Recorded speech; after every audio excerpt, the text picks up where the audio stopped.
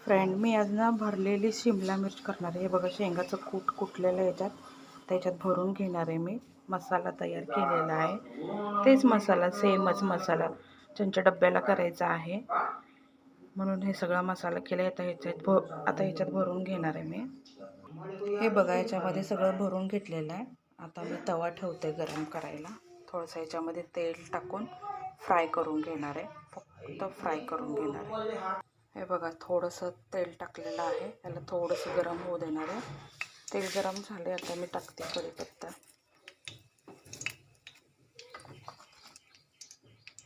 थोडंसं जिरं, थोडंसं मोहरी, थोडंसं हळद आणि तिखट टाकलेलं आहे. आता मी टाकते शिमला मिरची.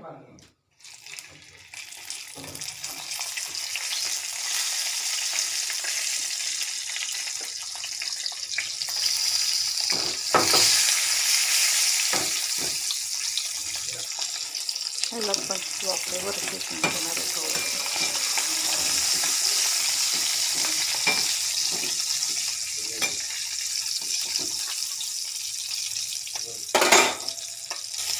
तर झाकून ठेवणार आहे. थोडंसं पाणी आणि थोडंसं केलेलं सगळं टाकू शकतो. त्याच्यातून मसाला वगैरे सगळं टाकू शकतो थोडंसं.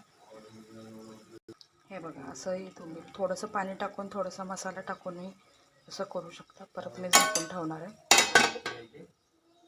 हे बघा, अशी झालेली आहे. अजून थोडंसं वाफेवर ठेवणार आहे. इकडं चपात्या चाललेल्या आहेत.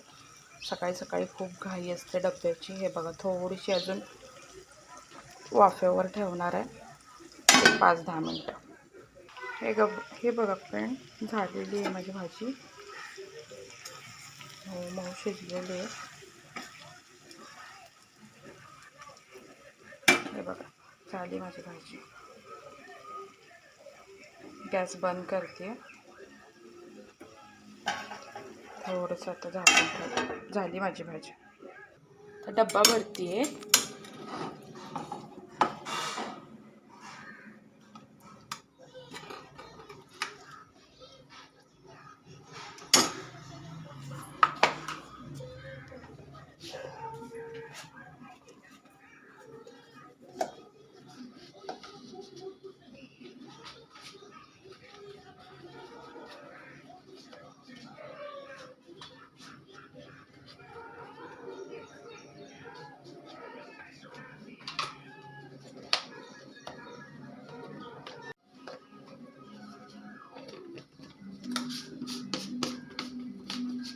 डब्बा झाला माझा तयार. तुम्हाला भाजी कशी वाटली कमेंट करून सांगा. बाय.